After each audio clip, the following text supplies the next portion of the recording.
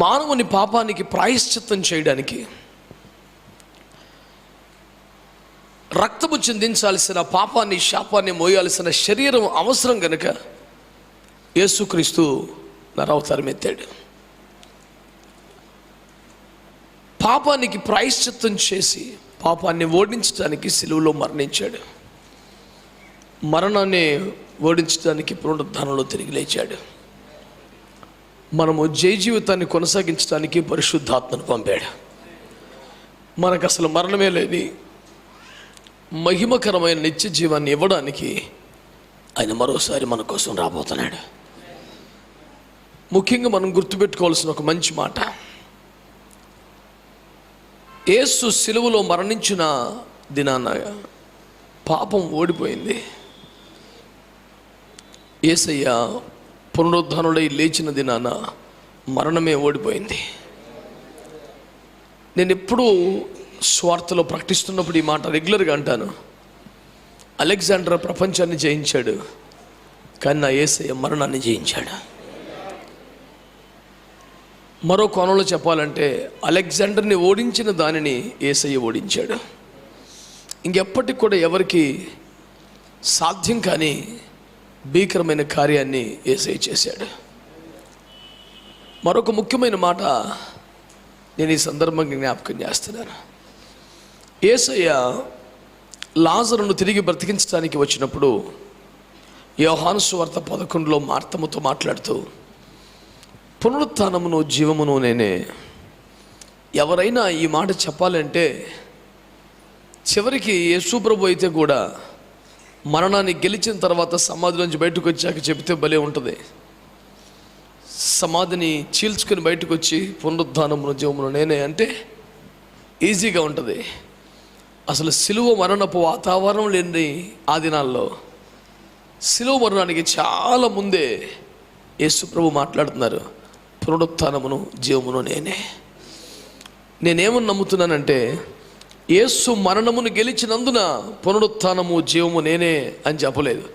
పునరుత్థానము జీవము ఆయనే గనక మరణాన్ని గెలవగలిగారు. ఈ మాటను బట్టి నేను దేవుని ఎంతైనా ఘనపరుస్తున్నాను. ఎందుకంటే రిజరెక్షన్ తర్వాత ఈ స్టేట్మెంట్ ఇచ్చుంటే అవును కదా అనుకునేవాళ్ళం. కానీ యేసు ప్రభు ఆ స్టేట్మెంట్ ఎప్పుడో చాలా ముందే ఇచ్చేశారు. కాబట్టి I'm the life and resurrection అని ప్రభు అంటున్నారంటే అర్థం గెలిచారు కాబట్టి కాదు, ఆయన లైఫ్ అండ్ రిజరెక్షన్ కాబట్టి గెలవగలిగారు. దీన్ని బట్టి నేను ప్రభువుని ఘనపరుస్తున్నాను. అందరూ చేతులెత్తి దేవునికి స్తోత్రం చెల్లిద్దాం. ఆమేన్, హల్లెలూయా, హల్లెలూయా. ఈనాటి ధ్యానం కొరకై పరిశుద్ధ గ్రంథంలో నుండి మార్కు సువార్త 16వ అధ్యాయం, పరిశుద్ధ గ్రంథాల్లో నుండి మార్కు సువార్త 16వ అధ్యాయం 9వ వచనాన్ని చదివి మనం ధ్యానం చేసుకుందాం. ఆదివారము తెల్లవారినప్పుడు యేసు లేచి తాను 7 దయ్యములను వెళ్ళగొట్టిన మగ్దలేనే మరియకు మొదట కనబడెను. ప్రేమగల మా తండ్రి, మరలా మీతో మాట్లాడండి, మరలా మాతో మాట్లాడండి. ఈ మాట మీద ఎంతో ఆశపట్టుకు ఎదురు చూస్తున్నాం. ప్రాణాత్మ దేహాలతో లొంగిపోతున్నాం. ప్రకటించే వారిగా, గ్రహింపు చేయవారిగా, ఒప్పింపు చేయవారిగా మీ శైలిలో, మీ స్థాయిలో మీ కార్యాలు చేయమని యేసు నామములో ప్రార్థించి పొంది ఉన్నాము తండ్రి, ఆమేన్. ఒక మంచి స్తోత్రం చెల్లిద్దాం యేసయ్యకి అందరం కలిసి. హల్లెలూయా. మన ప్రభువైన యేసుక్రీస్తు వారు మరణాన్ని ఓడించారు, సమాధిని గెలిచారు, పాతాళాన్ని ఓడించారు. దాన్ని బట్టి గొప్ప సంతోషం, గొప్ప ఉత్సాహం, గొప్ప కృతజ్ఞత, ఆరాధన మనలో ఉన్నాయి. దేవుని బిడ్డలారా, దేవుని వాక్యం ప్రకటిస్తుంది, ఆయన లేచి ఉండకపోతే మనం ఇంకనూ పాపములోనే నిలిచి ఉన్నామని 1 కొరింథీ పత్రిక 15లో పౌలు మాట్లాడుతున్నాడు. ఒకవేళ ఆయన లేచి ఉండకపోతే మరణాన్ని గెలిచి మేము ప్రకటించు సువార్త ప్రకటన వ్యర్థమే అని పౌలు అన్నాడు. ఆయన లేచి ఉండకపోతే అసలు మీ విశ్వాసము, నిరీక్షణ కూడా వ్యర్థమని వాక్యం చెప్పాడు. అనగా క్రైస్తవ విశ్వాసం, క్రైస్తవ నిరీక్షణ, క్రైస్తవ ప్రకటన, ఈ సమస్తము కూడా యేసు క్రీస్తు పునరుత్థానములో దాగి ఉన్నాయి. అన్నిటికీ ఆధారం పునరుత్థానమే. అందుకని మన అపోస్తలులు ఎప్పుడు మాట్లాడినా ఆయన పునరుత్థానం గురించి సాక్ష్యం ఇచ్చారని, పునరుత్థానం గురించి ప్రకటించారని అది దేవుని వాక్యం రికార్డ్ చేయబడింది. పునరుత్థానము అంత కీలకమైనది కాబట్టే ఏమండి ఎన్నో కుట్రలు చేసిన ఆనాటి సమాజం ఏం చేసిందంటే ఆయన పునరుత్థానం అవ్వలేదు, ఆయన శిష్యులే ఆయన శవాన్ని ఎత్తుకెళ్ళిపోయి ఎక్కడో దాచిపెట్టేశారు, పాతి పెట్టేశారు అని చెప్పి దుష్ప్రచారం చేయడానికి ప్రయాసపడ్డారు. ఎందుకంత ప్రచారం జరిగింది అంటే దేవుని బిడ్డలారా, యేసు ప్రభు పునరుత్థాన వార్త ఏమండి సాతానుని, పాతాళముని, మరణమును ఓడించిన భీకరమైన వార్త. దానికంత విజయవంతమైన వార్త ఇంక భూమి మీద ఇంకేది లేదు. అది ఒక్కటి మరుగు చేస్తే యేసు ప్రభు మిగతా వారితో సమానమే కదా అనేది వారి భావన.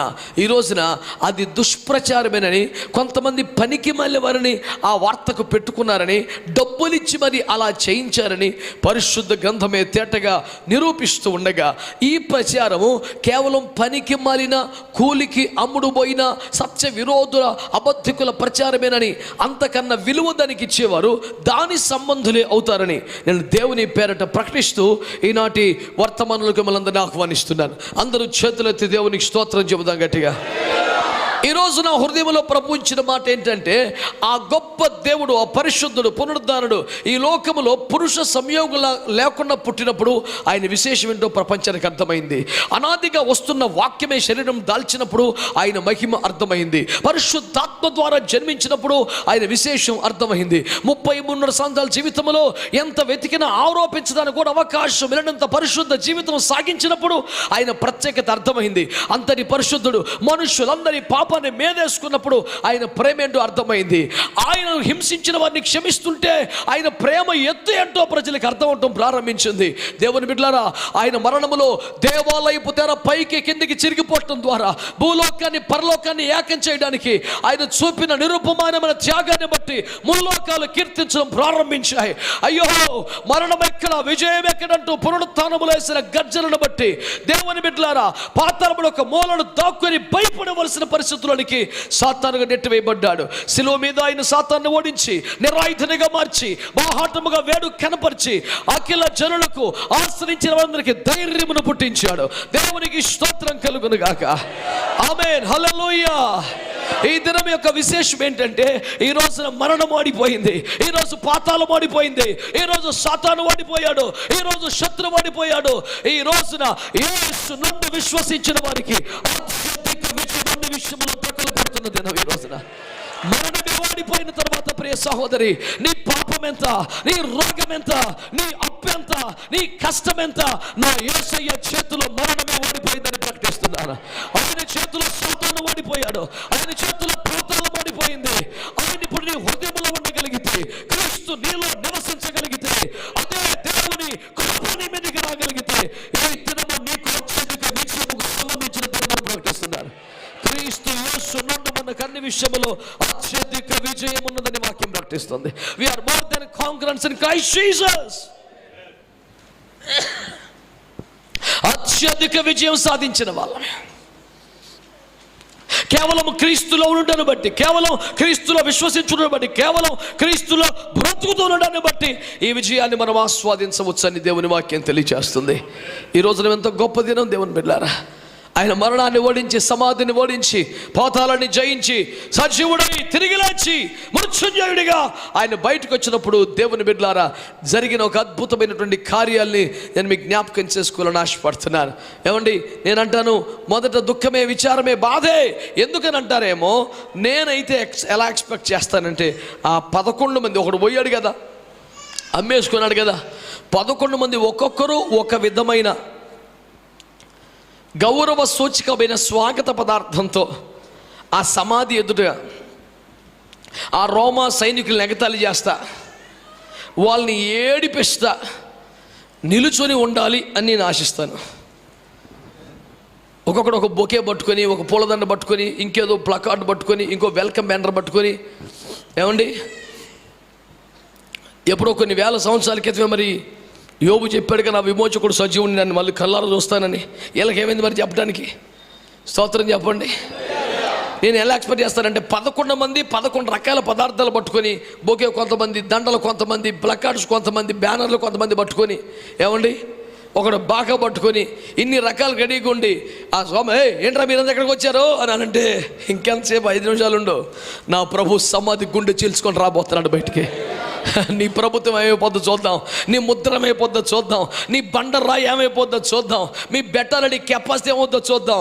ఇదిగో మరణం ఓడిపోబోతుంది, పాతాళం ఓడిపోబోతుంది, సాతాను ఓడిపోబోతున్నాడు, చూసుకో అంటూ వీళ్ళు సవాలు చేస్తా వాడిని ఉడికిస్తా ఏడిపిస్తా ఉండాల్సింది అనిపిస్తుంది నాకు. యేసు ప్రభు ఎంత బాధపడ్డాడు తెలియక నేనే ఎక్కువ బాధపడిపోతుంటాను. అదే వీళ్ళు భలే పని చేశారు రా బాబు. మరి మన వాళ్ళు వరల్డ్ కప్ కొట్టుకొచ్చినప్పుడు ఢిల్లీ దగ్గర నుంచి బొంబాయి దగ్గర నుంచి హైదరాబాద్ నుంచి వీధులన్నీ కిటకిటలు ఆడిపోయింది కదండి. ప్రపంచ కప్ గెలిచినప్పుడు ఎంత విజయోత్సవంతో ఎంత ఊరేగింపుగా వారికి స్వాగతం పలికారండి. పివి సింధు రజతం గెలుకొస్తే హైదరాబాద్ మొత్తం అంతా జనసంద్రం అయిపోయిందండి విమానాశ్రయం కాడ నుంచి. మరి యేసు ప్రభు వారు మరణం గెలిచి వస్తే, పాతాళంలో గెలిచి వస్తే అక్కడ ఎవడో లేడే. ప్రభు వారి మనసు ఎంత బాధపడి ఉంటుందో ఆలోచించండి. నేను అనుకుంటాను పునరుత్థానుని తొలి క్షణం నిరుత్సాహమే. నీ కొరకే కదా ఈ బాధలన్నీ పడ్డాడు, నీ కొరకే కదా మరణ వేదనలు అనుభవించాడు, నీవు అనుభవించాల్సిన శిక్షణ కదా తాను పూర్తి చేసి బయటకు వచ్చాడు. విచిత్రం చూడండి, ఈరోజు పేపర్లో నేను గమనిస్తాను, భయంకరమైన నేరాల చేత నిందితుడిగా ఆరోపించబడి జైల్లో పెట్టబడిన వాడు బెయిల్తో బయటకు వస్తేనే ఆ గేట్ గాడే జైలు గాడే దండేసి జిందాబాదులు చెప్పి కేకులు తినిపించుకుంటూ తీసుకొస్తారు. ఆడికి ఏరా వచ్చింది బెయిలే. ఆడు 1,00,000 కేసులో నిందితుడు. నేను అన్నాను, ఆడు చేసిన పాపాలకి ఆడే ఆరోపణలు ఎదుర్కొని అందాక నన్ను బతికించిన బాబు కాపాడరా బాబు అని ఏదో తుమ్మితే ఊడిపోయి ముక్కలాగా బయటపడి అందాక తిరుగుతాక రోడ్డు మీదకి వచ్చినోడికే అంత స్వాగతం అయితే, నీ పాపాన్ని నా పాపాన్ని తన మీద వేసుకున్న పాపం లేనివాడు అందరి పాపాల మీద వేసుకొని అందరి శిక్షణలు భరించి అందరి పూర్తి చేసి అందరి జరిమానా కట్టేసి బయటకు వస్తే అసలు థ్యాంక్స్ చెప్పేవాడేడి, వెల్కమ్ చెప్పేవాడేడి?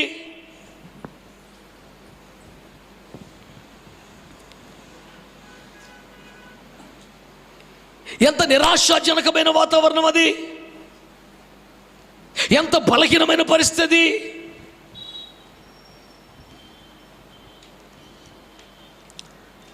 నీ పాపాన్ని మోసి శాపాన్ని మోసి నీ భయంకరమైన పరిస్థితులన్నీ భరించి తిరిగి లేచినటువంటి దేవుడు నేను ఏమీ ఆశించడా? నీ వద్ద స్పందనను కూడా కోరుకోడా? కనీసం వెల్కమ్ ఆశపడ్డా?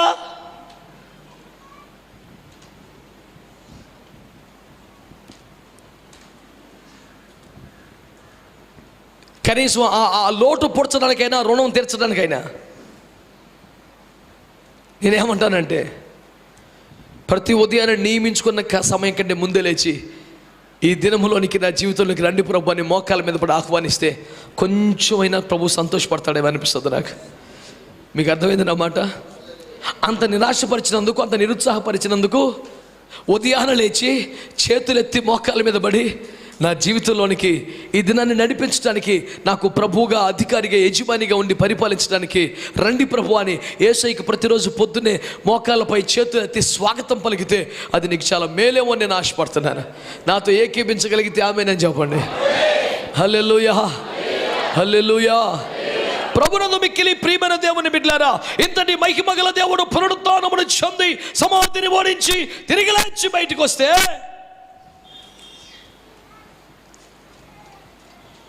అక్కడ ఆయన రిసీవ్ చేసుకోవడానికి, వెల్కమ్ చెప్పడానికి ఎవరు లేరు.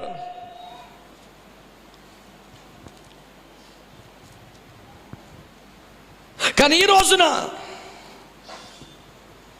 తనను పట్టించుకునేవాడు ఎవడో లేకపోతే, రిసీవ్ చేసుకునేవాడు ఎవడో లేకపోతే, ఆయనే కొంతమందిని ఎంపిక చేసుకొని తన దర్శన భాగ్యాన్ని వారికి అనుగ్రహించినట్టుగా వాక్యంలో మనకు కనబడుతుంది.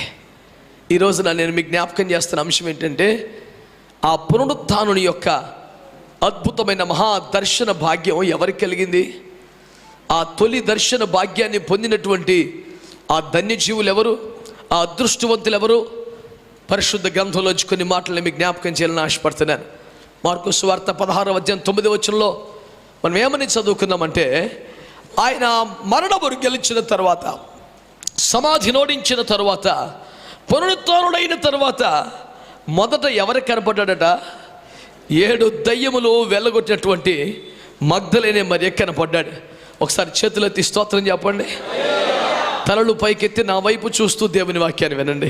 ఏమండి, యేసు ప్రభు వారు ఎవరికి దర్శనం ఇచ్చారు చెప్పండి గట్టిగా, కొంచెం గట్టిగా మాట్లాడండి. ఈ చరిత్రలో యేసు ప్రభు పునరుత్థానకున్న ప్రత్యేకత అంతా ఇంత కాదు కదా. ఆయన అసమానుడు కదా, ఆయన భీకరుడు కదా, ఆయన ఆరాధనకు యోగ్యుడు కదా. నేనేమంటున్నానంటే దేవుని బిడ్డలారా, ఇంత ప్రత్యేకమైనటువంటి పునరుత్థానం ద్వారానే కదా అంత ప్రత్యేకత ఆయన సాధించడం. పునరుత్థానమే లేకపోతే అందరి దేవుళ్ళు దైవ అవతారాలు అనిపించు, అందరూ పుట్టారు, ఏయో కొన్ని చేశారు, అందరూ చచ్చిపోయారు. యేసు ప్రభుకుని స్పెషాలిటీ అంతా పునరుత్థానమే కదా. కనుక పునరుత్థానమే మరెవ్వరూ అందుకోలేనంత ఎత్తులో యేసుని పెడతా ఉంది. అంతటి విశిష్టమైన పునరుత్థాన దర్శనం పొందిన మొట్టమొదటి వ్యక్తి ఎంత ధన్యులై ఉండాలి, ఎంత భాగ్యవంతులై ఉండాలి. ఏమండి, సోకాల్డ్ అపోస్తలులకు లేదే ఆ భాగ్యం, పెద్ద పెద్ద నీతిమంతులు ధర్మశాస్త్రము కోవిదులను కనుక లేదే ఆ భాగ్యం, ధర్మశాస్త్రమందు అనింద్యుడు అనిపించుకున్నవాడికి లేదే ఆ భాగ్యం. ఈరోజు మీరు జ్ఞాపకం చేసుకోండి, ఆ పునరుత్థాన దేవుని యొక్క దర్శన భాగ్యం ఎవరికి కలిగిందట? ఒకప్పుడు 7 దయ్యముల చేత పీడింపబడి బాధింపబడినటువంటి, జీవితం అతులాకుతలమైపోయి శాపకరముగా పీడిత వర్గముగా మారిపోయినటువంటి ఒక మహిళను దేవుడు జ్ఞాపకం చేసుకున్నాడు. ఆమెను దేవుడి మహాభాగ్యానికి ఎంపిక చేశాడు. మొట్టమొదటి దర్శనం మగ్దలేనే మరియకే ప్రభువు అనుగ్రహించాడు. ఈ రోజున నేను మీకు జ్ఞాపకం చేస్తాను, ఎందుకని మగ్దలేనే మరియ ఆ దర్శన భాగ్యానికి ఎంపిక చేయబడింది. ఈ రోజున అంటాను, నువ్వెంత సామాన్యమైన బిడ్డవైనా మగ్దలేనే మరియకి చరిత్రలో గొప్ప ఖ్యాతి ఉందా? క్రీస్తులోకి రాకముందు ఆమె పెద్ద సూపర్వుమెనా? ఆమె దేశాన్ని ఏలిందా? ఏమన్నా ఘనతలు సాధించిందా? ఒక మామూలు స్త్రీ, పైగా 7 దయ్యముల చేత పీడింపబడి బ్రతుకంతా ఒక నిరాశాజనకంగా మారిపోయిన మనిషి. కుటుంబస్తుడికి ఆమె వల్ల ఉపయోగం, ఎప్పుడు దయ్యంతో పీడింపచ్చమే, ఎప్పుడు టెన్షనే, ఆమెకి ఎప్పుడు భయం ఆందోళనే. అలాంటి ఒక అనామకమైన జీవితానికి ప్రపంచ చరిత్రలో నిలబడిపోయేలాగా వేరెవరికి లేని మహా గొప్ప దర్శన భాగ్యం దేవుడు అనుగ్రహించాడు. పునరుద్ధరణని తొలి దర్శన భాగ్యాన్ని మగ్దలేనే మరియు సంపాదించుకోగలిగింది. ఇంత గొప్ప భాగ్యాన్ని ఈ రోజు ఎవరైనా కానీ సొంతం చేసుకోవచ్చు. ఏ రోజు యేసు ప్రభు ద్వారా తెలియజేస్తున్న సమాచారం ఏంటంటే, నీకు భౌతికంగా, శారీరకంగా, సామాజికంగా, ఆర్థికంగా ఎలాంటి ప్రత్యేకతలు లేకపోయినప్పటికీ ప్రభు నీకు తెలియజేస్తున్న మాట, ఏ విశేషం లేకపోయినా ఇదిగో దేవుని కృపను పొందగలవు, దేవుని అనుగ్రహం పొందగలవు. దేవుని కృపలో నీవే మొదటి వ్యక్తివి అన్న సాక్ష్యాన్ని సంపాదించుకోవడానికి దేవుడు ఏదైనా ఒక అద్భుతాన్ని నీకు చేయగలుగుతాడు. మగ్దలేనే మరియకు ఎందుచేత ప్రత్యేకత వచ్చింది అని కానీ మీరు చూస్తే పరిశుద్ధ గ్రంథంలోంచి కొన్ని మాటలు మీకు జ్ఞాపకం చేస్తాను. ఎందుకు ఆమెకే ఆ అవకాశాన్ని ఇచ్చాడు, ఎందుకు ఆమెకే ఆ భాగ్యాన్ని ఇచ్చాడు అని మీరు చూస్తే దేవుని బిడ్డలారా, యోహాను సువార్త 20వ అధ్యాయం మొదటి వాక్యాన్ని చదువుదాం. ఆదివారమున ఇంకనూ చీకటిగా ఉన్నప్పుడు మగ్దలేనే మరియా పెందలకడ సమాధి యొద్దకు వచ్చి సమాధి మీద ఉండిన రాయి తీయబడి ఉంట చూచెను. గనుక ఆమె పరుగెత్తుకుని పోయి సీమోను పేతురు వద్దకును యేసు ప్రేమించిన ఆ మరి ఒక శిష్యుని యొద్దకు వచ్చి ప్రభువును సమాధిలో నుండి ఎత్తుకుని పోయిరి, ఆయనను ఎక్కడ ఉంచిరో ఎరుగుమని చెప్పెను. చూడండి బిడ్డలారా, మగ్దలేనే మరియకు మాత్రమే మొట్టమొదటి దర్శన భాగ్యము దక్కటానికి కారణం ఏంటి? దేవునికి పక్షపాతం లేదు కదా, ఆయన అందరినీ సమానంగా ప్రేమించే దేవుడు కదా. ఈ మహోన్నతమైన సౌభాగ్యం ఆ బిడ్డకి ఎందుకు కలిగింది అంటే, అపోస్తలులను కూడా కాదని తన పునరుత్థానపు తొలి దర్శన భాగ్యాన్ని మగ్దలేనే మరియకి ఎందుకు ఇచ్చాడు అంటే, ఈవిడ పెందల కడల లేచి తెల్లవారక ముందే చీకట్లో ఉండగానే ఒంటరిగా సమాధిలో తోటలోకి వెళ్ళిపోయి ఎంతో ఆరాటపడిపోతుంది, ఆతురత పడిపోతుంది, టెన్షన్ పడిపోతుంది, వెతికేసుకుంటా ఉంది. యేసును వెతుకుతున్న ఒక హృదయం ఆ బిడ్డలో మనకు కనబడుతుంది. యేసును కోరుకుంటున్న మనసు ఆ బిడ్డలో మనకు కనపడుతుంది. యేసును చేరుకోవడానికి, యేసును దక్కించుకోవడానికి అవసరమైతే చీకటిలో తెల్లవారుజామున ఒంటరిగా సమాధుల తోటలోకి పరిగెత్తుకెళ్ళిపోయి తెగింపులో మనకు కనబడుతుంది. వేరే అపోస్తలులు గదిలో దాక్కున్నారు. పెద్ద పెద్ద మొగాళ్ళందరూ తలుపులు వేసుకుని ఏడుస్తారు లోపల. వారందరూ భక్తిహీనులని, ఈ ఒక్కదే భక్తిపరులని అనడం లేదు. నీకు భక్తి ఉంటే ఏం ఉపయోగం? ఏ దేవుని కొరకు ముందుకు వచ్చావా? నీకు భక్తి ఉంటే ఏం సుఖం? నీ మంచాన్ని వదలవు, నీ గదిని వదలవు, నీ సుఖాన్ని వదలవు, నువ్వు సౌకర్యాన్ని వదలవు, ఏ కంఫర్ట్ విడిచిపెట్టావు. దేవుని వెతికి మనసు నీకు లేదు. పరమగీత కన్యక 3:1 చెప్తుంది, నేను రాత్రి వేళ నా మంచం మీద పడుకొని నా ప్రాణప్రియుని వెతికిన అతను నాకు కనపడలేదు. అసలు వెతకడం అది? వెతికే మనసు అదేనా? వెతికే సమయం అదేనా? రాత్రిలో వేళ వెతుకుద్దంట, మంచం మీద పడుకొని వెతుకుద్దంట. అంటే పేరుకి ఏదో చేసినట్టు ఉండాలా, ప్రార్థనకు వచ్చినట్టు ఉండాలా, ఆరాధన చేసినట్టు ఉండాలా, దేవునికి ఇచ్చినట్టు ఉండాలి. మనసులో అదేమీ లేవు. నీ మనస్సు అంత దూరంగా ఉంటే దేవునికి, వాళ్ళ సంపూర్ణ సమర్పణ కూడా పెద్ద ఎన్నిక చేయబడదని జ్ఞాపకం చేస్తున్నాను మీకు. వాళ్ళని కూడా తర్వాత పొజిషన్లో పెట్టి మొదటి సౌభాగ్యాన్ని దేవుడు ఒక దయ్యపుల్లో పీడింపబడి యేసయ్య పట్ల కృతజ్ఞత కలిగి బతుకుతున్నటువంటి ఒక బిడ్డ మీదకి వచ్చిందని మీకు జ్ఞాపకం చేస్తున్నాను. ఆ నోట్స్ పెన్ అవతల పడి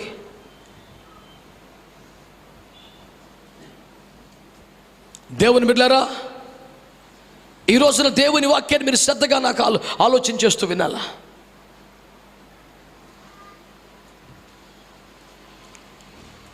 పెద్ద పెద్ద వాళ్ళు పక్కన పెట్టి, ఎందుకని? వాళ్ళ క్రైస్తవ నేపథ్యం ఉంది, 3.5 సంవత్సరాలు యేసు వెనకాల తిరిగిన నేపథ్యం ఉంది. ప్రభు కోసం ఫ్యామిలీస్ని, ఉద్యోగాలు, వ్యాపారాలు సమర్పించుకున్న అనుభవాలు వారి సొంతం. ఇవన్నీ నిజమే. యేసు వెనకాల తిరిగారు, నిజమే. ఈవెన్ బ్యాప్టిజం ఇచ్చి యోహాను, క్షమించాలి, ప్రకటన గ్రంథం రాసిన యోహాను, అపోస్తలుడు ఒకడు యోహాను సిలువగా నిలబడ్డాడు.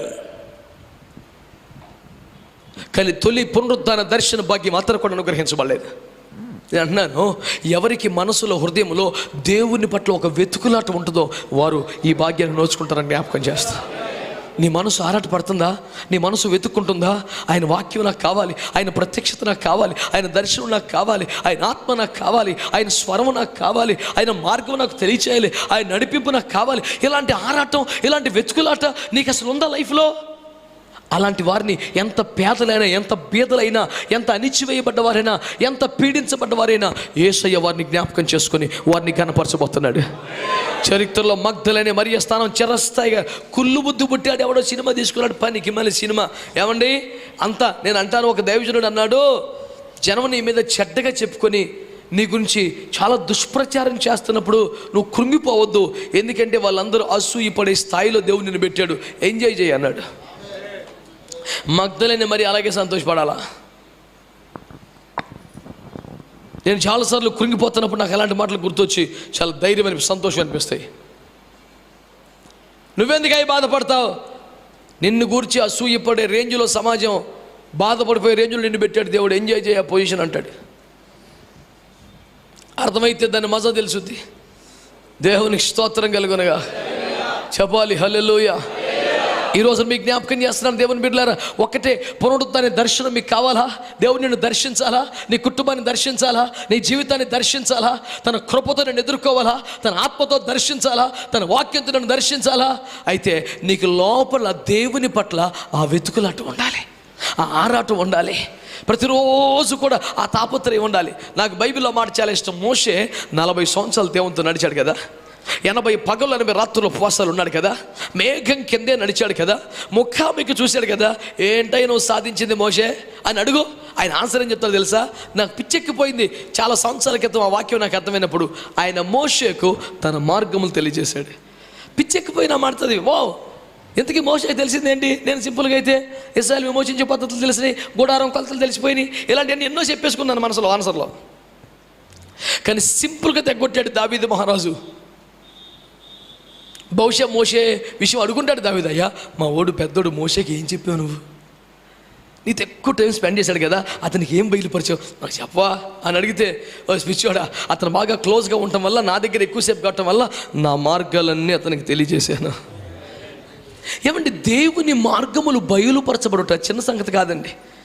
దేవుని దారి నీకు తెలిసిపోతే అంతకని ఇంకేంటి? దేవుడు ఏ రూట్లో వస్తాడు, ఎటు వెళ్తాడు నీకు ఎదురు పడతాడు నీకు అర్థమైపోతే అంతకని ఏంటి? నీకు తెలియకేదా ఎన్ని మెట్లు ఎక్కినా కాండ్రబామని ఏడుతావు ఎందుకు? నువ్వు అసలు ఉన్నావా లేవని బాధపడతావు ఎందుకు? తెలియకే కదా అడ్రస్. నేను చెప్తున్నాను, నా దేవుడు లేచినాడు, సమాధిలో లేడు, బయటకు వచ్చేసాడు. అక్కడ చూస్తే కూడా కనపట్ల, వెళ్ళిపోయాడు. ఇప్పటికే ఎక్కడికి వెళ్ళిపోయాడు? అయ్యా ఎందుకు వెళ్ళిపోయావు అయ్యా?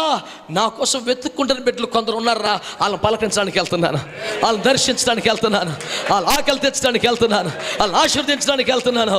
బిడ్డలారా, నువ్వెక్కడున్నావు? స్తోత్రం. నువ్వేం చేస్తున్నావు? నేను అంటున్నాను, ఏమండి, తమ పడకల మీదనే పాపమును వెతుక్కునే మనుషులు ఉన్నారు, తమ ఇంట్లోనే శాపాన్ని పోగు చేసుకునే మనుషులు ఉన్నారు. కానీ అర్ధరాత్రి పూల ఒంటరితనములోని తెల్లవారుజామున సమాధుల తోటలోకైనా వెళ్తాను. నాకు నా ప్రభువు కావాలి, నాకు నా రక్షకుడు కావాలి, నన్ను విమోచించిన వాడు నాకు కావాలి. నేను ఆయన ఏమైనా ఎత్తుకెళ్ళిపోతున్నాను అంటది. ఏం చేస్తావు కనపడితే అని అడిగితే, నేను ఎత్తుకెళ్ళిపోతాను. ఒక ఆడకూతురికి ఆజానుబాహుని చనిపోయి 3 రోజులు, ఆ పిల్ల మనసులో ఇంకా శవమేగా, లేచాడని నమ్మట్లేదుగా. మరి 3 రోజుల క్రితం చనిపోయిన ఒక ఆజానుబాహుని నువ్వు ఎత్తుకెళ్ళిపోతావా? నువ్వు మొయ్యగలవా? నీ ఫిజికల్ కెపాసిటీ సరిపోద్దా? అలాంటి డౌట్లు ఆ పిల్లకి రావు. నాకు అనవసరం, ఎట్టకట్ట బాధపడి నా ప్రభుని తీసుకుపోతాను నేను. నా ప్రభు ఎక్కడో ఒక సమాధిలో ఉండటమేంటి? నా ఇంట్లో ఉండాలి, నా గుండెల్లో ఉండాలి. నా ప్రభు సజీవుడు అన్న అవగాహన లేకపోయినా నాకు ఒక ఉపకారం చేశాడు అన్న దాని మీద ఇంత కృతజ్ఞత కలిగి ఉంటే మనకి అనుమానం లేదుగా. ఆయన సజీవుడని మనం నమ్ముతున్నాంగా, మృతులు లేడని నమ్ముతున్నాంగా, ఆయన ఆత్మస్వరూపిగా మహిమ దేహంతో పునరుద్ధాన బలంతో ఎక్కడికైనా వస్తాడని నమ్ముతున్నాంగా.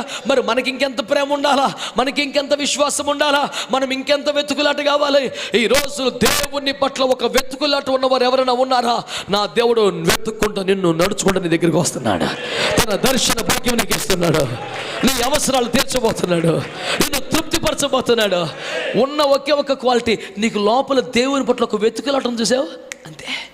ప్రార్థన చేస్తున్నప్పుడల్లా ఆయన స్వరం వినాలని ఒక వెతుకులాట, ఆరాధిస్తున్నప్పుడల్లా ఆయన ఆత్మను పొందుకోవాలని ఒక వెతుకులాట, ఆయన వాక్యములు చదివే ప్రతిసారి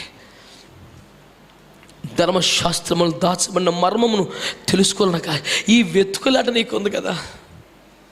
చాలామందికి సెల్ ఫోన్ దొరికితే పాపమే వెతుక్కోవాలనుకుంటారు, డబ్బు దొరికితే సుఖం వెతుక్కోవాలనుకుంటారు,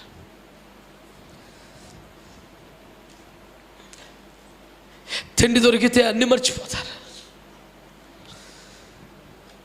ప్రియ సహోదరి సహోదరుడా, ఒక దైవజనుడిగా, మీ ఆత్మీయ తండ్రిగా దుఃఖంతో ఈ మాట మిమ్మల్ని అడుగుతున్నాను. యథార్థంగా చెప్పండి, ప్రతి క్షణం నీ మనసు ఏం వెతుక్కుంటుంది? అనుక్షణము నిన్నే, అనుక్షణము నిన్నే కొలుతూ పునరుత్థానుడా, అనుక్షణము నిన్నే కొలుతూ. స్వరమెత్తి చప్పట్లతో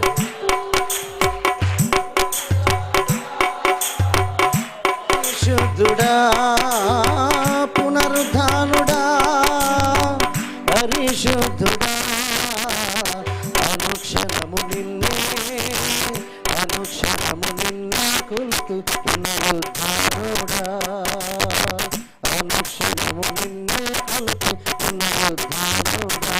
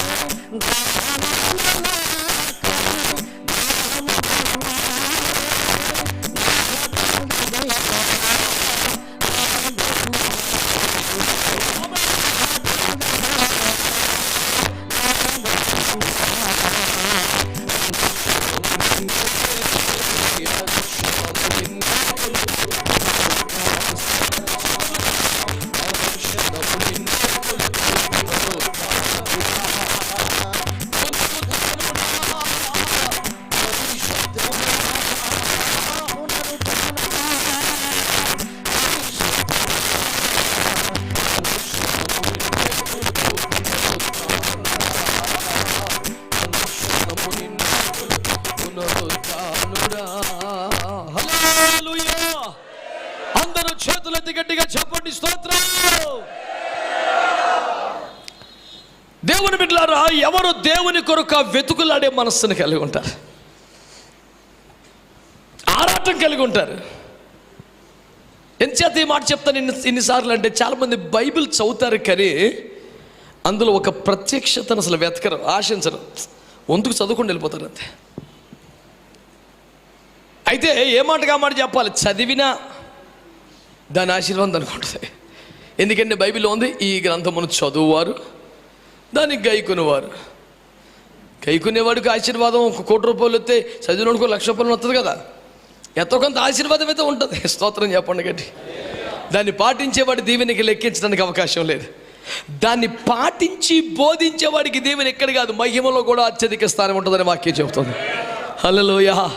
అందుకని భక్తుడు ఎవరైనా ధర్మశాస్త్రం చదువుతున్నప్పుడు అందులో ఆశ్చర్యకరమైన సంగతులు గ్రహించినట్లు కన్నులు తెరువు ప్రభు అని ప్రార్థన చేశాడు. మీకు ఈ వాక్యంలో ఆశ్చర్యకరమైన సంగతులు ఉన్నాయన్న సంగతి మీకు తెలుసా? అసలు మీరు నమ్ముతున్నారా? తెలిస్తే ఖాళీ కట్టి ఉంటారు ఎత్తకుండా. ఇది ఉత్తి అక్షరాలు, మామూలు పుస్తకం అనుకున్నావు నువ్వు. అందుకే దీన్ని కింద పెట్టుకోవటమో, గుడ్డి మీద పెట్టుకోవటమో, గూట్లో పెట్టుకోవటమో చేస్తున్నావు. నీకు ఇందులో మ్యాటర్ ఉందని అర్థమైతే, ఇందులో ఆశ్చర్యకరమైన సంగతులని తెలిస్తే నీ కన్నులు ఎత్తుకుంటానే ఉంటాయి. నేను దేవుని వాక్యాన్ని అనేక మందితో పంచుకుంటే, రోజు ఎన్ని ఎకరం నేను బాబు అంటారు. నాకు ఇది తప్ప ఇంకో గ్రంథం కూడా తెలియదు, పెద్దగా రిఫర్ చేస్తాయి అంటే ఎన్ని ఇందులో ఉన్నట్టేగా. ఇందులో ఉన్నట్టు నీకు ఎందుకు తెలవలేదు? నీ దగ్గర బైబిల్ లేదా? నీకు వెతుకులాట్లేదు. నేను అంటున్నాను, నువ్వు ఆయన వెతుక్కునే మనసు నీకుంటే నిన్ను వెతుక్కుంటా నా దేవుడు వస్తాడే. పెద్ద పెద్దలను పక్కన పెట్టి, చాలామంది నాకు చదువు లేదు, నాకు పెద్ద జ్ఞానం లేదు, నేను చాలా చమత్కారంగా మాట్లాడలేను, నోటి మాంద్యం కలిగిన వ్యక్తిని, నేను ఒకవేళ పనికిరనుకుంటా, నేను ఏమీ లేకపోయిన ఇబ్బంది లేదు. నీకు లోపల ఒక ఆరాటం, ఈ వెతుకులాట ఉందా? నా ప్రభు నాకు కావాలి, నేను ఆయన్ని చూడాలి, నాకు ఈ దర్శనం కావాలి. ఈ ఒక్కటి చాలు, నిన్ను వెతుక్కుంటా నా దేవుడు వస్తాడు నీ దగ్గరికి. పెద్ద పెద్దలను పక్కన పెడేస్తాడు. యేసు రక్తం ఇచ్చేయం. ఆయన లేడు, ఎక్కడికి వెళ్ళిపోయాడు?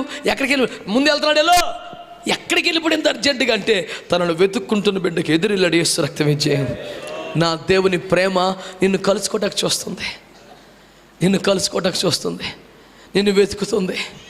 ఏమండి, ఒక భక్తుడు అంటాడు, తప్పైన కుమారుడు గురించిన తండ్రి ప్రేమను రాస్తూ, వేచిన నీ తండ్రి కన్నులు నిదుర ఎరుగకయుండెను అంటాడు. ఎంత మంచి మాట కదా. నిద్రపోకుండా నిద్ర చూస్తున్నాడంట. ఆయన ఇంట్లో కూర్చొని లేడు కనుకనే, మిద్దె మీద నిలబడి ఎదురు చూస్తూ ఉన్నాడు కనుకనే, వాడు ఇంకా దూరముగా ఉన్నప్పుడే అతను చూసి పరిగెత్తికెళ్ళాడు. లోపల గదిలో కూర్చుంటే దూరముగా ఉండగానే కనపడే పాసిబిలిటీ లేదు కదా. అంటే ఆయన కనీసం కూర్చోట్లా. ఈ యొక్క మిద్దె మీదకి ఎక్కి నా కొడుకు వస్తాడు. ఈరోజు అంటున్నాను, ఆయన ఆశలు నెరవేరుస్తూ నువ్వు తిరిగి దేవుని ప్రేమలోకి రా, దేవుని సన్నిధికి రా. నీ హృదయంలో ఇది మొదలుకొని డబ్బును వెతుక్కుంటా బతికేవేమో. ఆ తప్పిపోయిన కుమారుడు అనబడుతున్నవాడు లోక స్నేహములు సంతోషాన్ని వెతుక్కుంటూ వెళ్ళిపోయాడు. ఏమండి, మరి ఎలీమెలెకు కుటుంబం మోయాబులో తిండిని వెతుక్కుంటా వెళ్ళిపోయింది. లోతు సొదొమలో స్వేచ్ఛను వెతుక్కుంటా వెళ్ళిపోయాడు. హాగరు ఎడారిలో స్వేచ్ఛ కోసం పరిగెత్తబోయింది. మీకు జ్ఞాపకం చేస్తున్నాను, వీళ్ళందరినీ పక్కన పెట్టి ఈ రోజున దేవుని సేవకుడిగా మిమ్మల్ని మనవి చేస్తున్నాను. ఆయన వెతుక్కునే కన్నులు, ఆ హృదయం, ఆ తాపత్రయం నీకు ఉండాలని, అందుకోసం నీ ఇంటిని వదులుకోవటానికి, అందుకోసం నీ సుఖాన్ని వదిలిపెట్టడానికి, అందుకోసం ఆ సత్యము దొరికే చోటకి పరుగులు తెలిపోవడానికి నువ్వు సిద్ధపడాలని నేను ప్రభు ప్రేమతో నీకు మనవి చేస్తున్నాను. మంచి వాళ్ళందరూ స్తోత్రం చెప్పండి. ఆమేన్. హల్లెలూయా, హల్లెలూయా.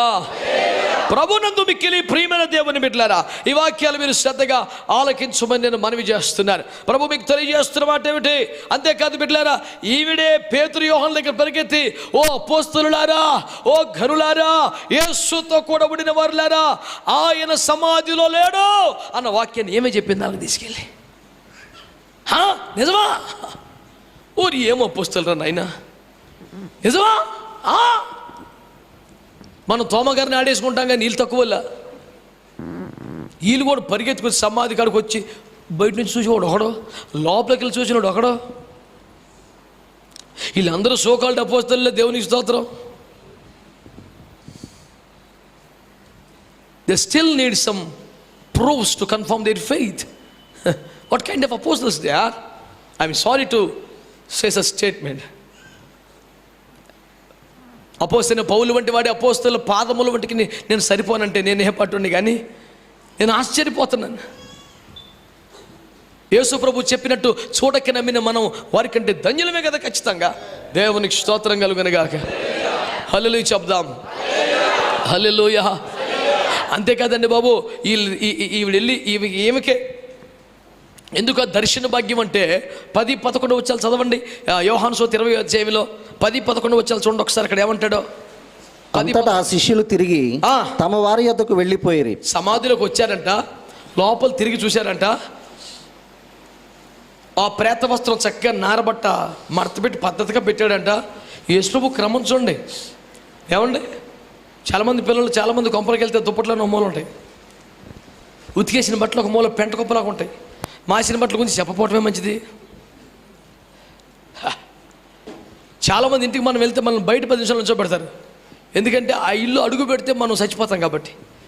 మన మీద ప్రేమతోనే నువ్వు చచ్చిపోతావు, ఆవేశపడకు, బయట ఉండు కాసేపు అని దాన్ని రిపేర్ చేసి, అంటే ఏంటి, అన్ని మంచ కింద దోసేసి అంతే. ఎందుకంటే అప్పుడు మడత పెడతాం మొదలు పెడితే కొన్ని పూటలు పడుతుంది. అందుకని కొంతమంది చెప్తారు, ఇంటి శుభ్రం తప్ప ఒంటి శుభ్రం లేదు. క్షమించాలి, ఒంటి శుభ్రం తప్ప ఇంటి శుభ్రం లేదంట. అంటే వీళ్ళు శుభ్రంగా తయారవుతారు, కొమ్మడికి పెట్టగొప్పలాగా ఉంటుంది. ఘోరం అండి. కొంతమంది కబోర్డు కానీ తెరిచామనుకో, మనం కింద ఒక పెద్ద దుప్పటి పరిచి తెరవాలి, ఎందుకంటే మొత్తం పడిపోతాయి. అవి క్రమంగా సరిద్దండు. కబోర్డు తెరిస్తే కొప్పు కింద పడిపోతాయి. యేసుప్రభు చూడండి ఎంత అద్భుతమో. రాయి పొరలించబడిన దూతలు పొరలించారు. ఆయన సమాధిని గెలిచి బయటకు వచ్చాడు. చూస్తే అదంతా చక్కగా ఫోల్డ్ చేసి, అది మీరు ఎప్పుడన్నా హాస్పిటల్కి వెళ్ళారా, మార్చురికి వెళ్ళారా, డెడ్ బాడీని ర్యాప్ చేస్తారు చూసారు, అది పద్ధతిగా చూడతారా, పెట్టుకొని చూడటమే. దాన్ని అంతా తీసి పద్ధతిగా మడత పెడతామంటే అసలు మెడికల్ డిపార్ట్మెంట్ నర్సింగ్ స్టాఫే చేయలేరు. ఎంత పద్ధతిగా పెట్టాడండి. ఏ క్లాస్ అని సొక్కా మడత పెడతాం చేతకన్నా దుర్మార్గులు ఉన్నారు. దేవునికి స్తోత్రం. వీళ్ళందరూ మారు మనసు పొందాలని చెప్తున్నాను నేను ఇప్పుడు. స్తోత్రం చెప్పండి. మీ ఇంట్లోకి ఎప్పుడు పడితే అప్పుడు రావచ్చా, చూడొచ్చా, గుండె అయిపోద్దా? అది క్వాలిటీ అంటే. స్తోత్రం చెప్పండి ఒకసారి. ఆ ప్రేత వస్త్రాన్ని చక్కగా చుట్టుపెట్టి బయటకు వచ్చాడంట. ఇంతకీ పాయింట్ ఏంటంటే, ఈ లోపలికి వెళ్ళి చూశారు, ఆయన పునరుద్ధానుడు. ఆ ప్రేత వస్త్రాన్ని బయట పెట్టాడు, నీట్గా మడత పెట్టి పెట్టాడు, వెళ్ళిపోయాడు. చూశారు. అప్పుడైనా ఏం చేయాలి మీరు చెప్పండి. నా ప్రభు సమాధిలో లేడు, ఆయనే లేచాడు అంటానికి రుజువేంటి? ప్రేత వస్త్రం ఒలిచేసి ఉంది అక్కడ. శవాన్నే ఎత్తుకుపోయారు అనుకుంటే ప్రేత వస్త్రం ఉండదు కదా. ఇంత నీట్గా మడత పెట్టాడంటే ఆయన లేచాడు. ఇన్ని రుజువులు కనబడుతున్నప్పుడు నిజానికి వాళ్ళు ఏం చేయాలి మీరు చెప్పండి. ఊరు మీ మౌనం పోడుగా మిమ్మల్ని అడిగారు ఆయన. వాళ్ళు ఏం చేయాలి? పోని వద్దులే, మీరైతే ఏం చేస్తారు చెప్పండి. అక్కడ చచ్చిపోయి ఉంటాం ఆయన. సమాధి బాగా ఖాళీ అయింది, నేనే అందులో ఉంటానేక. సాధారణంగా ఎవరైనా ఏం చేస్తారండి? అప్పటికైనా ప్రభువు లేచాడని కన్ఫర్మ్ చేసుకొని ఆయన ఎక్కడికి వెళ్ళాడో, ఆయన ఎక్కడ దొరుకుతాడో, ఎక్కడ ఆయన కలుసుకుందామని ఆ వీధులన్నీ వెతకడం మొదలు పెడతారు కదా.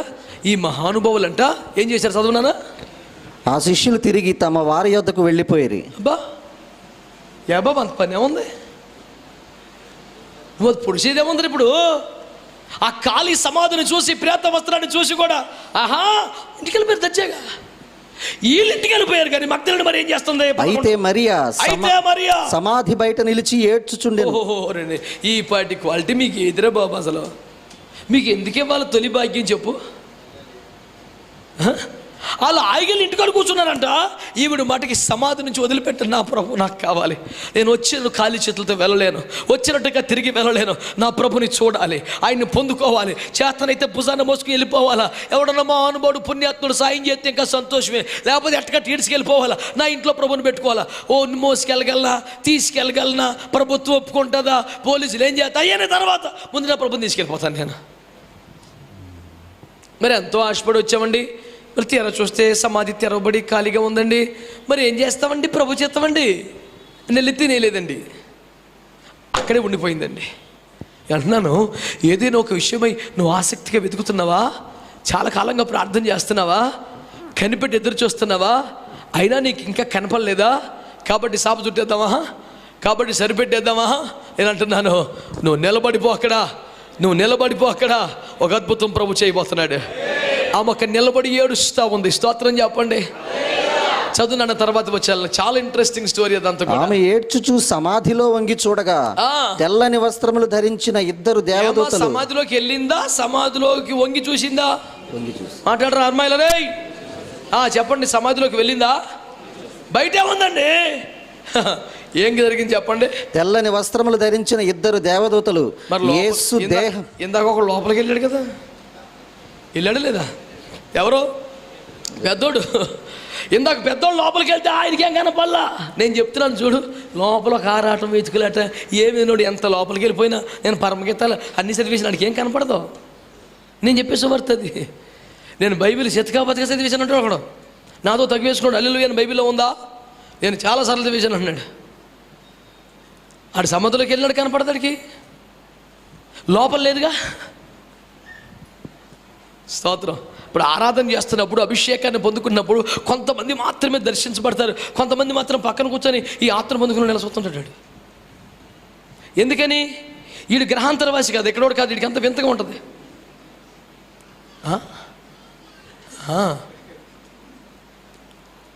వీడు సమాధి లోపలికి వెళ్ళి వీడికి ఏమంతలేదు. నా బాధ అది. ఇవి బయట నుంచి ఎట్లా ఆగుతోంగి, అయ్యా ఎక్కడికి వెళ్ళిపోయావయ్యా, నీ మీద ఆశ పెట్టుకొని వచ్చాను బాబు, నేను నిరాశకి ఇంటికి వెళ్ళిపోవాలా యేసయ్యా అని అలా చూస్తుంటే తెల్లని వస్త్రములు ధరించుకుని ఇద్దరు దూతలు ఆవిడతో మాట్లాడుతున్నారు. యేసు దేహం ఉంచబడిన స్థలములో తలవైపున ఒకడును కాళ్ళ వైపున ఒకడును కూర్చున్నట కనబడెను. ఈ పేతురు బాబుకి ఎందుకు కనపడలేదు నాయన? ఈ ఒడ్డు నేను ఉంచొని వంగి చూసిన యోహానికి ఎందుకు కనపడలేదు నాయన? నేను అంటున్నాను, దేవుడు ఎవరిని కనికరించిన వారిని కనికరిస్తాడు. ఆయన కనికరం ఎవరి మీద ఉంది బిడ్డ? వీళ్ళు ఆమె కన్నా గొప్పలేగా సిద్ధాంతం ప్రకారం, అనుభవనీయులుగా సిద్ధాంతం ప్రకారం నేను మరలా చెప్తున్నా, నీకు ఎలాంటి ప్రత్యేకతలు, అనుభవాలు, యోగ్యతలు లేకపోయినా పర్లా, నీ మనసులో పిచ్చి ప్రేమ యేసయ్య మీద ఉంటే చాలు. ఆయన వెతుక్కునే మనసు నీకుంటే చాలు.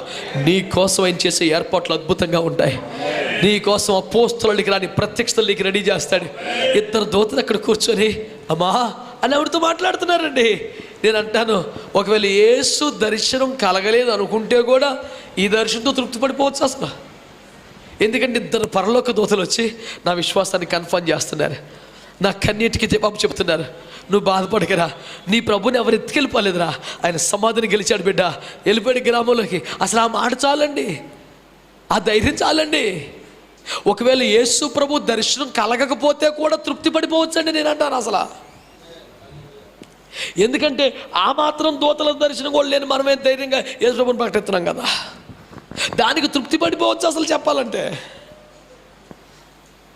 వాళ్ళు చెప్తున్నారమ్మా, ఆయన లేచి ఉన్నాడు, ఆయన సమాధిలో లేడు, ఆయన మరణమును గెలించాడు, ఆయన ఇప్పుడు సజీవుడు, మీకంటే ముందు గలిలీ ప్రాంతానికి వెళ్ళిపోతున్నాడు. ఇన్ని మాటలు చెప్తుంటే చదువునా. ఆమె ఈ మాట చెప్పి వెనుక తట్టు తిరిగి యేసు నిలిచినట చూచెను గాని. గట్టిగా చప్పట్లు కొట్టి స్తోత్రం చెప్పండి.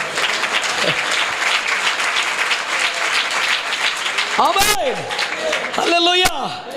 ఆయన సమాధిలో లేచిన మాట నిజమేనా? నాకు అందరూ ఆన్సర్ చెప్పాలి కొంచెం గట్టిగా. ఆయన సమాధి నుంచి బయటకు వచ్చింది నిజమేనా? ముందుగా గలిలీకి వెళ్ళిపోతున్న మాట నిజమేనా? సమాధి ఒడ్డునే గుమ్మం పక్కన నుంచొని ఉన్నాడా? నిజమేగా. మరి వెనక్కి తిరిగేపటికి ఆమె వెనకాలే ఉన్నాడంటే ఏంటి?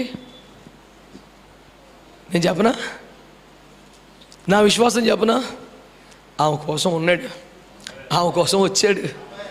వెనక్కి తిరిగేపాటికి యేసు ఉన్నాడంట. అయితే ఈ పిచ్చిది పాపం చచ్చిపోయాడని అనుకుంటుంది కదా, పునరుద్ధాన విశ్వాసం లేదు కదా.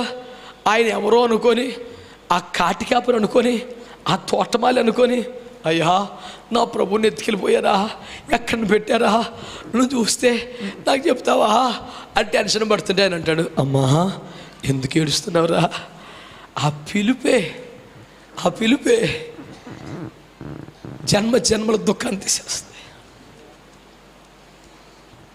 మీరు ఎవరైనా దేవుని స్వరం విన్న దైవజనుల సాక్ష్యాలు వినండి, దేవుని దర్శనం చూసిన పరిశుద్ధుల సాక్ష్యాలు వినండి. మళ్ళీ దర్శనం, మళ్ళీ స్వరం అక్కర్లేదండి. ఆ ఒక్క దాని మీద 50 సంవత్సరాలు 60 సంవత్సరాలు సేవ చేసిన ఉన్నారు.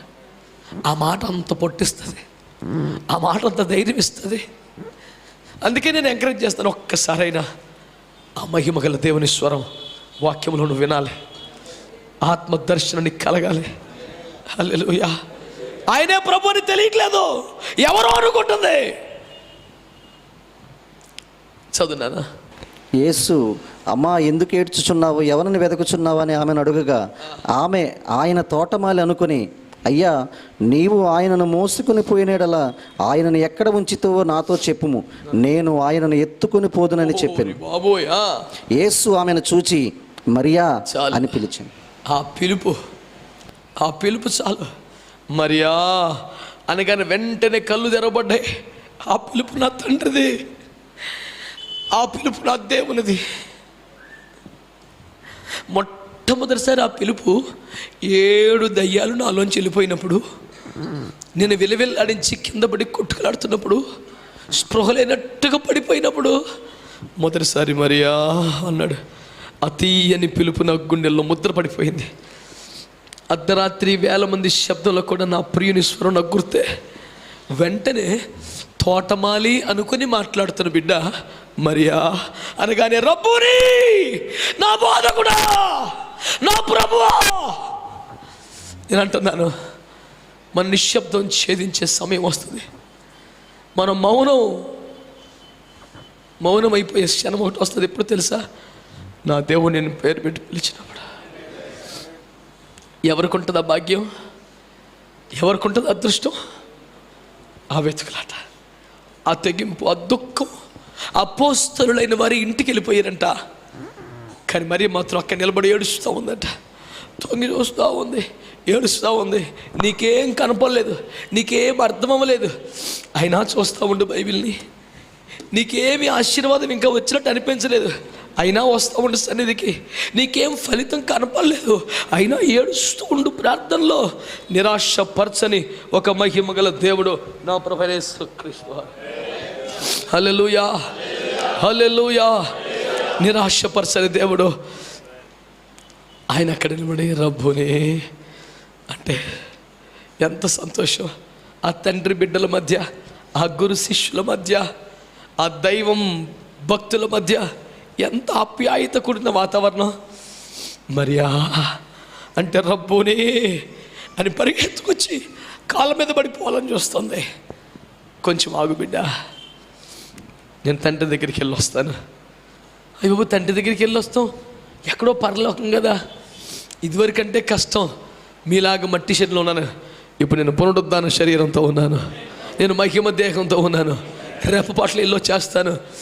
నేను ధైర్యం చెప్తున్నాను, నీ లోపల ఆ పిచ్చి ప్రేమ ఉందిగా ప్రభు పట్ల, ఆ వెతుకులాట ఉందిగా, కనబడకపోతే నీకు ఆ దుఃఖం వచ్చే పరిస్థితి ఉందిగా. ఇది చాలు నువ్వు ఆ దర్శన భాగ్యాన్ని పొందటానికి, ఆ స్వరం వినడానికి. నీ కొరకు దేవుడు నిలిచి ఉంటాడు, నిన్ను పేరు పెట్టి పిలుస్తాడు. ఇంతకన్నా భాగ్యం ఇంకేం కావాలి? స్తోత్రం చెప్పండి బాగా, స్తోత్రం చెప్పండి బాగా. హల్లెలూయా, హల్లెలూయా, హల్లెలూయా. దేవునికి స్తోత్రం చెప్పండి గట్టిగా, హల్లెలూయా. ఇంకా నెక్స్ట్ ఎవరికి దొరికింది భాగ్యం అని చూస్తే లూకా సువార్త 24వ అధ్యాయము.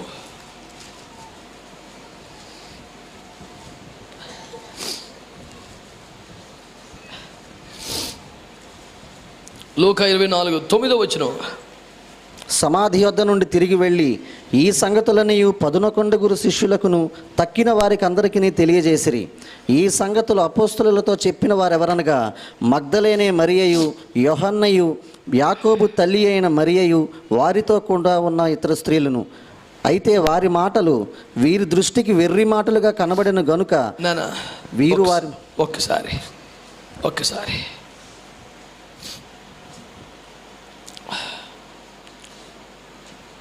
23వ అధ్యాయం 55 చదువు. అప్పుడు గలిలయ నుండి ఆయనతో కూడా వచ్చిన స్త్రీలు వెంట వెళ్ళి ఆ సమాధిని, ఆయన దేహము ఎలాగుంచబడినో చూచి తిరిగి వెళ్ళి సుగంధ ద్రవ్యములను పరిమళ తైలములను సిద్ధపరిచి ఆజ్ఞ చొప్పున విశ్రాంతి దినమున తీరికగా ఉండిరి. స్తోత్రం చెప్పండి. మగ్దలేనే మరియు తొలి దర్శన భాగ్యం కలిగిందని చెప్పాం కదా. లూకా సువార్త 24వ అధ్యాయములో మరికొందరు స్త్రీలు ఈ గొప్ప భాగ్యమును పొందినట్లుగా మనం చూస్తాం. ఈ స్త్రీలు ఎందుకు ఎంపిక చేయబడ్డారు అని అడిగితే, వాళ్ళు తెల్లవారుజామునే వచ్చారని, వాళ్ళు సుగంధ ద్రవ్యములతో సమాధి దగ్గరికి వచ్చారని, ఇదంతా రాయబడింది కదా. 24వ అధ్యాయం 1వ వచనంలో ఏమనుందో చదువునాన్న. ఆదివారం తెల్లవారుచుండగా ఆ స్త్రీలు అనండి ఒకసారి. ఏ స్త్రీలు? 23:55 వచనంలో ఉన్న స్త్రీలు ఎవరాళ్ళు? చదువు. 23:55. అప్పుడు గలిలయ నుండి ఆయనతో కూడా వచ్చిన స్త్రీలు వెంట మీకు అర్థమైందా? గలిలయలో నుండి వచ్చిన ఆ స్త్రీలంట ఎక్కడున్నారు? సిలువ దగ్గర ఉన్న వ్యక్తులలో. పెద్ద పెద్దోళ్ళు పారిపోయారు, అపోస్తలులు పారిపోయారు, ఎందరో మహానుభావులు వెళ్ళిపోయారు. వాళ్ళు మాత్రం సిలువ దగ్గర నిలబడిపోయారు. ఏమండి, వాళ్ళు అక్కడ రాసిన మాట ఏంటి తెలుసా? విశ్రాంతి దినం గడిచిపోయిన తర్వాత ఎందుకు వచ్చారు? నీకు అంత ప్రేమ ఉన్న వాళ్ళు అయితే, నీకు అంత ఆరాటం అయితే, అంటే ఆయన ఆజ్ఞ విశ్రాంతి దినం బయట పని చేయకూడదు, రాకూడదని, కాబట్టి ఏ బరువు మోయకూడదు కాబట్టి విశ్రాంతి దినం అంతా అలాగా ఒగ్గబుట్టుకొని కూర్చారు ఇంట్లో. ఎప్పుడు ఈ దినం పూర్తయిపోద్దా అన్నట్టుగా కూర్చున్నారు. విశ్రాంతి దినం అయిపోగానే ఈ బయటకు వచ్చేసారు. స్తోత్రం చెప్పండి గట్టిగా. నేను అన్నాను, ఎవరు సిలువ దగ్గర నిలిచి ఉన్నారో, ఎవరు అంతవరకు నిలిచి ఉంటారో, ఎవరు ప్రతి పరిస్థితిలో గొల్గొత వరకు రాగలుగుతారో, ఎవరు కల్వరి వరకు రాగలుగుతారో, ఎవరు దేవుని చేత ఆపబడితే తప్ప దేవుని పని చేయకుండా, దేవుని స్వార్థ ప్రకటించకుండా, దేవుని కార్యాల్లో పాలు పొందకుండా, దేవుని సన్నిధికి రాకుండా ఆగలేనంత ఆతృత కలిగిన వారు ఉంటారో వారికి భాగ్యం దొరుకుద్దని మీకు జ్ఞాపకం చేస్తున్నాను. హల్లెలూయా. యేసును పిచ్చిగా ప్రేమించిన బిడ్డకి, యేసును వెతుకులాడుకుంటున్న బిడ్డకి, యేసు కొరకు తెగించిన బిడ్డకి, యేసు కొరకు ఏడుస్తూ ఉన్న బిడ్డకి ఈ దర్శన భాగ్యం మొదట దొరికింది. రెండవదిగా ఆయన సిలువలో నిలబడిపోయిన వారికి, ఆయన శ్రమలో నిలబడిపోయిన వారి దగ్గరికి, సుఖభోగాల దగ్గర, రొట్టెల దగ్గర, ధన్యతల దగ్గర ఎందరెందరో ఉన్నారు. కానీ సిలువ దగ్గర కొందరు స్త్రీలు నిలబడిపోయారు. ఆ స్త్రీలు ఏ స్త్రీలు? సిలువ వద్ద నిలిచిన స్త్రీలు, శ్రమలో పాలు పొందిన స్త్రీలు, మరణములో వెన్నంటి ఉన్న స్త్రీలు. అందుకే వారికి మరి ఒక భాగ్యం అనుగ్రహించబడిందని జ్ఞాపకం చేస్తున్నాను. దేవుని బిడ్డలారా, నువ్వు ఎన్ని పరిస్థితుల్లో ప్రభుతో ఉండే రకమేనా? అన్ని స్థితిగతులలో ప్రభుతో ఉండే రకమేనా? నీ అనుభవం ఎట్లాంటిది? యోహాను కంటే ఎక్కువ మంది శిష్యులు అయిపోయారంటే ఏసైకి. శిష్యులు జన సమూహములంతమంది అయిపోయారంట. 12 మంది పోయారు, 70 మంది పోయారు, 500 అయిపోయారు, జన సమూహాలు అయిపోయారు. ఓరు బాబు, ఎంతమంది శిష్యులు లేరురా? ఎక్కడున్నారు నానా? సిలువ దగ్గర లేరే, అంతవరకు లేరే. పెట్టినాడే పెళ్ళిగోరే రకం కదా, శ్రమలు చూసి పారిపోయారు కదా. కానీ ఆ స్త్రీలు దగ్గర నిలిచిపోయారంట. నేను అంటాను, సమాధి దగ్గర కూడా ఉండిపోవాలనుకున్నారు వాళ్ళు. కానీ విశ్రాంతిని అడ్డం వచ్చింది, లేకపోతే ఇంటికి వెళ్ళే రకాలు కదా అసలు, అక్కడే ఉండిపోయేవారు. ఈ గండం, ఈ గడువు ఎప్పుడు దాటుద్దని చూశారు, దాటిపోకని బయలుదేరి వచ్చేసారు. నేను అంటున్నాను, దేవుని చేత నియమించబడ్డ నియంత్రణ తప్ప ఇంకెప్పుడు కూడా దేవుని సన్నిధికి మానని, సేవలో విరామము ఎరుగని ఒక ఆరాటం కలిగిన బిడ్డలు ఎవరన్నా ఉన్నారా? ప్రభు దృష్టి నీ మీద ఉన్నదే. నిన్ను వెతుకుంటూ ప్రభు వస్తాడు, నీకు ఆ భాగ్యం అనుగ్రహిస్తాడు. నమ్మిన వారి చేతులతో దేవునికి స్తోత్రం చెప్పండి. ఆమేన్. హల్లెలూయా, హల్లెలూయా. మూడవ భాగ్యం ఎవరికి దొరుకుతుందో చూడండి దేవుని బిడ్డలారా. పరిశుద్ధ గ్రంథములో మీకు ఈ మాట జ్ఞాపకం చేస్తున్నాను. 24వ అధ్యాయం లూకా సువార్తలోనే 13 నుంచి 15 దాకా చదవండి. ఇదిగో, ఆ దినమందే వారిలో ఇద్దరు యెరూషలేమునకు ఆమడ దూరమునున్న ఎమ్మాయి అను ఒక గ్రామమునకు వెళ్ళుచు జరిగిన ఈ సంగతులన్నిటి గూర్చి ఒకరితో ఒకరు సంభాషించుచుండిరి. వారు సంభాషించుచు ఆలోచించుకొనుచుండగా యేసు తానే దగ్గరకు వచ్చి వారితో కూడా నడిచెను. స్తోత్రం చెప్పండి గట్టిగా. ఎందుకని ఇంకేం భాగ్యం కావాలండి? నువ్వు డ్యూటీకి వెళ్తున్నావా? ఉద్యోగానికి వెళ్తున్నావా? వ్యాపారానికి వెళ్తున్నావా? చదువుకోవటానికి వెళ్తున్నావా? ఏదైనా ముఖ్యమైన పని మీద వెళ్తున్నావా? నా ప్రభు నీ దగ్గరికి వచ్చి నీతో పోటు నడవాలి. ఎంతమంది ఆమెను అన్నారు గట్టి? నీకు ఇష్టమేనా? అవసరం అనిపిస్తుందా? నీకు ఆశీర్వాదం కలుగుద్ది అనిపిస్తుందా? అట్లయితే గట్టిగా ఆమెనని చెప్పు. ఏమని రాశాడు వాక్యంలో?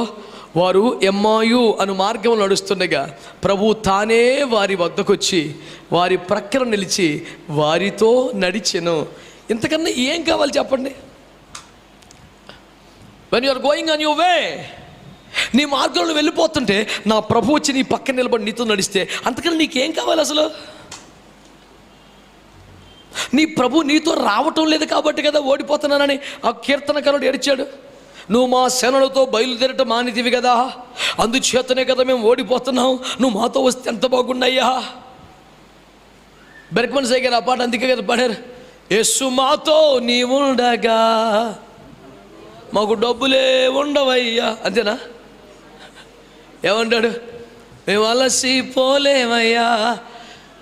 ఇంత పని చేసినందుకు, ఇంతకాలం కష్టపడ్డందుకు, ఇన్ని ఉపవాసాలు ఉన్నందుకు, ఇన్ని అవమానాలు పొందినందుకు, ఇన్ని దెబ్బలు తిన్నందుకు, ఇన్ని తిండి లేని దినాలు బతికినందుకు, ఇంతగా తృణీకరించబడదుకు ఎప్పుడు అలసిపోవాలి అసలు? మేము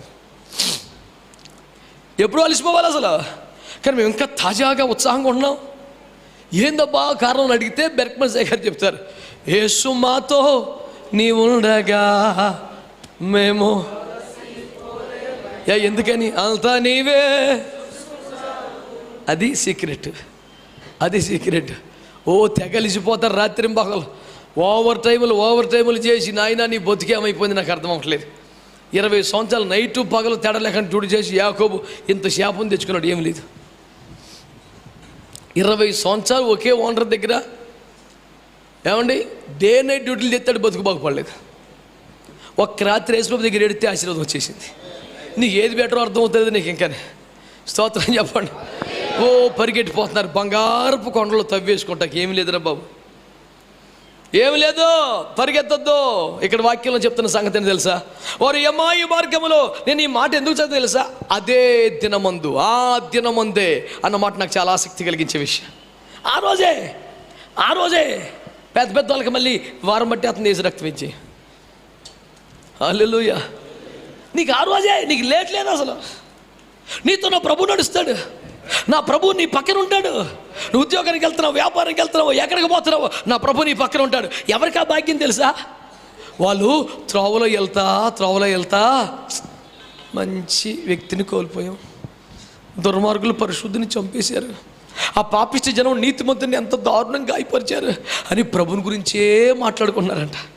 ప్రభు మాటలే. వాళ్ళు ఏదో పని మీద వెళ్తున్నారు, చర్చికి ఏం వెళ్తారు వాళ్ళు, కానీ వాళ్ళ సంభాషణలు ఎవరున్నారు? యేసయ్యే. చాలామంది చర్చికి వచ్చేటప్పుడు కూడా రాజకీయమే చెప్పుకుంటారు, చర్చి నుంచి ఇంటికి వెళ్ళేటప్పుడు కూడా దేవుని వాక్యం చర్చించుకోరండి. ఆడెలాగా ఈడెలాగా.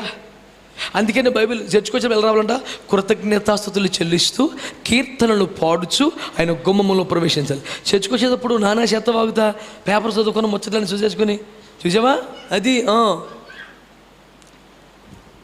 నువ్వు అది చూసుకోవటమే దేవుని చూడ్డాక నీ ఇంట్రెస్ట్ లేదు నీకు.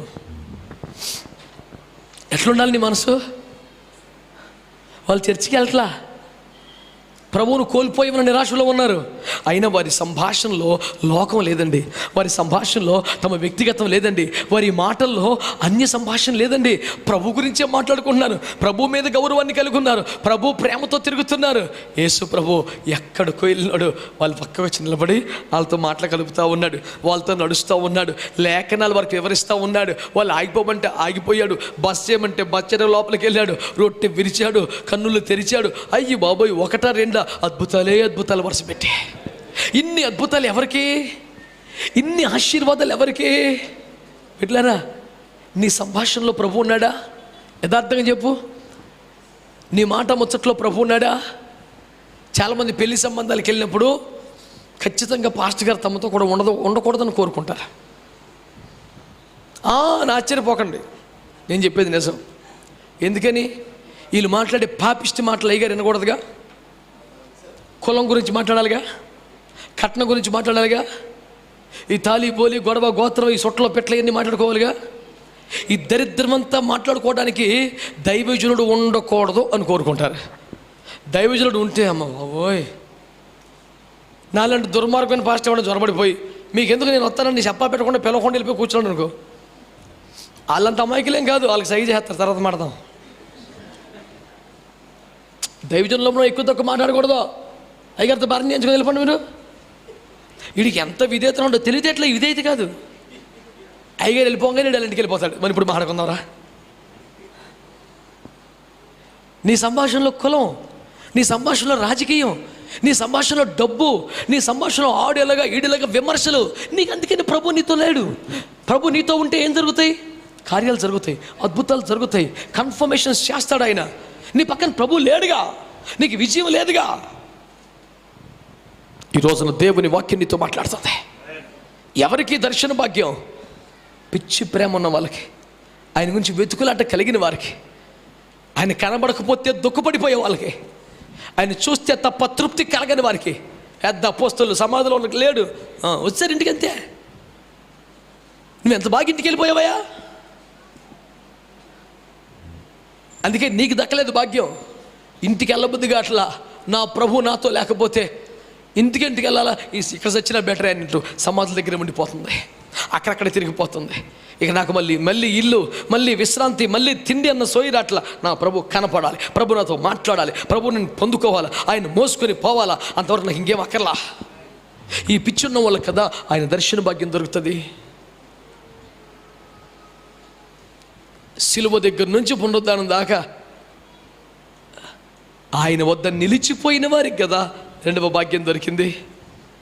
తమ త్రోవలో కూడా, తమ పనుల మీద కూడా వెళుతూ కూడా ఆయన గురించి మాట్లాడుకుంటున్న వారికి కదా ఈ భాగ్యం దొరికింది. ఈ రోజున అంశం ఒకటే, పునరుద్ధానాన్ని దర్శన భాగ్యం ఎవరికి? 40 రోజుల పట్ల ఆయన భూమి మీద ఉన్నారు, ఎంతోమంది కనబడ్డారు. అవన్నీ చెప్తే ఒక రోజులో సాధ్యం కాదు కదా. కానీ నేను ఆ తొలి భాగ్యం ఎవరికి దొరికింది? ఆ సాయంకాలం అపోస్తలుల దగ్గరికి వెళ్ళాడు, మాట్లాడి ఇవన్నీ నాకు తెలుసు. కానీ అప్రధానమైన వ్యక్తులకి దేవుడు మొదటి భాగ్యాలు ఇచ్చాడు. వాళ్ళు ఎక్కడ మెయిన్ లైన్లో కనపడలేదు, వాళ్ళ పేర్లు ఇప్పుడు వాల్ పోస్టులో లేవు, గూగుల్ సెర్చ్లో కొడితే వాళ్ళ పేర్లు ఎక్కడ రావు. వాళ్ళు పెద్ద ఫేమస్ ఏం కాదు, వాళ్ళకి ఏం ఫేస్బుక్ అకౌంట్స్ ఉంటాయో లేవో తెలీదు, అనామకులాళ్ళు. కానీ పెద్ద వాళ్ళని పక్కన పెట్టి తొలి 3 స్థానాలు దేవుడు వాళ్ళకి ఇచ్చేసాడు. ఎందుకు తెలుసా? వాళ్ళకున్న పిచ్చి ప్రేమ. నేను అంటున్నాను, 3 మాటలు ఈరోజు మీరు తీసుకోండి. ఒకటి, ఆయన మీద పిచ్చి ప్రేమ ఉండాలా. ఆయన్ని వెతుక్కునే ఆధ్యాత్మిక క్రతువు మనకు అలవాటు కావాలి. ఆయన కనబడకపోతే, మాట్లాడకపోతే దుఃఖం పొగిలి వచ్చే హృదయ స్థితి నీకు ఉండాలా. రెండవది, ఆయన వద్ద శ్రమలో కూడా నిలిచిపోయే అనుభవం నీకు ఉండాలా. మూడవది, నీ సంభాషణలో నీ ప్రభు ఉండాలా. నీ త్రోవల్లో, నీ పనుల్లో ఆయన గురించి నువ్వు మాట్లాడుతూ ఉండాలా. అప్పుడు నా ప్రభు నీ ప్రక్కన నిలబడతాడు, నీ వద్ద నిలిచి ఉంటాడు, నీ కొరకు రొట్టెను విరుస్తాడు, నీ కొరకు కన్నులు తెరుస్తాడు. నేను అనుకుంటాను, చివరిసారి రొట్టె విరిచిందేమో పస్కాలో, అయితే మొదటిసారి రొట్టె విరిచింది వీళ్ళిద్దరి కోసం. ఎంత ఆశ్చర్యం! ఎంత! అదేమన్నా మేడ గదా? అదేమన్నా సమాజ మందిరమా? అది ప్రభు కోరుకున్న స్థలమా? వాళ్ళు బలవంతం చేస్తే ఒక గడి లోపలికి వెళ్ళి రొట్టె విరిచాడు. నేను అంటున్నాను, అనామకమైన నీ కొంప, ఏ విలువలేని నీ ఇల్లు ఒక పరిశుద్ధమైన కార్యానికి వేదికగా మార్చుకోగలదు. ఇలాంటి కార్యాలు ప్రభు చేస్తాడు. నీ ఇంట్లో అలాంటి మహిమగల కార్యాలు చేస్తాడు. నీతో బస చేయడానికి నీ ఇంట్లోకి వస్తాడు. ఎంత భాగ్యం ఎవరు కలుగుద్ది తెలుసా అండి? నీ సంభాషణలో కూడా ప్రభువే ఉండాలా. నీ మాటల్లో పని చేసుకున్నప్పుడు ప్రభు గురించి మాట్లాడాలా. ఎక్కడికి వెళ్తే ప్రభు గురించి మాట్లాడాలా. అప్పుడు ఆ కృప నీకు కలుగుతుంది. దేవునికి స్తోత్రం చెప్పండి.